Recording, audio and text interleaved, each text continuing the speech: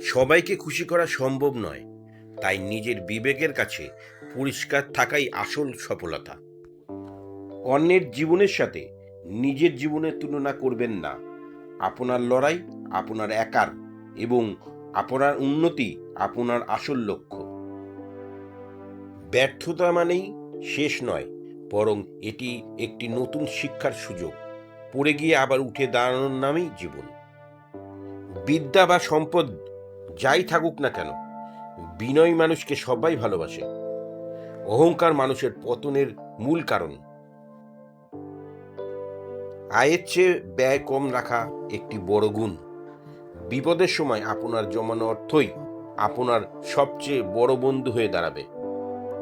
যে ব্যক্তি সময়ের মূল্য দিতে জানে না, সময় তাকে মূল্য দেয় না। আজকের কাজ আজকেই শেষ করার অভ্যাস করুন। রেগে গেলে কোনো সিদ্ধান্ত নেবেন না। রাগ কমে গেলে অনেক সময় দেখা যায় পরিস্থিতি ততটা খারাপ ছিল না যতটা আমরা ভেবেছিলাম। বড় কোনো অর্জন রাতারাতি আসে না। গাছ লাগানোর সাথে সাথেই যেমন ফল পাওয়া যায় না, তেমনি পরিশ্রমের ফল পেতে সময়ের প্রয়োজন। কাউকে কথা দিলে তা রক্ষা করার সর্বোচ্চ চেষ্টা করুন। বিশ্বাস অর্জন করা কঠিন, কিন্তু হারানো খুব সহজ।